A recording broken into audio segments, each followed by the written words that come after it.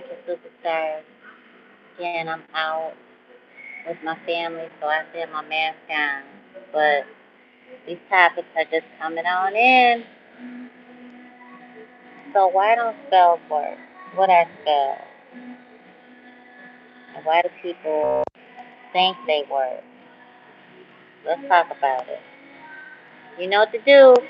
Come in here and type in your hashtag or your pound 41, the opening of the spirit realm.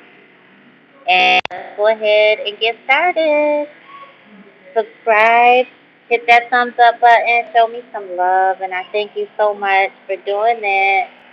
I love y'all, and whatever topic you want to talk about, just let me know. So, spells. So there's a bunch of spells floating around this world.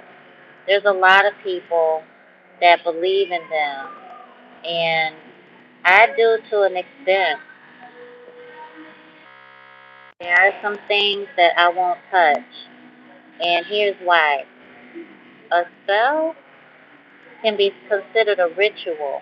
It's a practice, but it's all in the intention that people put into it.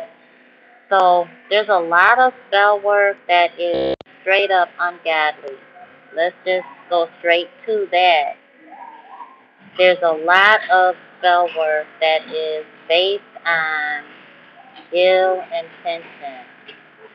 That will never ever work out in that person's favor. When you practice to deceive or you practice to hurt someone else, that energy comes back to you if that's what you're doing. Karma is real. Energy scientifically has been proven to have a balance to it. So if anybody is putting an intention out there to change somebody else, somebody else's energy, and they've got selfish reasons for doing that, hey D, it's gonna come back like a boomerang. So here's one thing that you can see. Ready to roll? You got ready? Okay. Give me a second.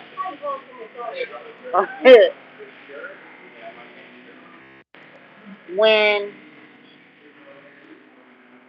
when you see somebody that's infatuated with someone else, and that person they're infatuated with doesn't want them, and you know that person has either tried to put a spell on them or tried to do a ritual to make that person want them, that energy always boomerangs. What ends up happening is the person that the spell was put on ends up literally repelling that other person that initiated that spell. It is a reversal that happens. Why? Because the universe has a balance to it, opposite to it. For every action, there's a reaction. So that's why we don't mess with spells. God does not like spells. What do? We do rituals, we do habits. We focus on God. We focus on thy will being done. But when you messing around trying to put spells on people, trying to bury people's underwear, trying to put period blood in their food, trying to do all this other stuff, it doesn't work. I'm telling you, spiritual superstars, you get yourself into energetic trouble, and that's not a position you want to be in. What happens? So many people come to me after doing stuff like that because they messed up spiritually and they have created generational curses. I'm telling ya, you don't want to get fooled. You don't want to fool around with energy that you have no clue of what it's going to do to you and what it's going to do to your legacy. Okay? That's the thing, is that it messes with your kids. So you gotta be careful about stuff like that. Let me answer this real quick. Momo says, how do you know a love spell is placed on you? Momo, listen to me. This is it right here.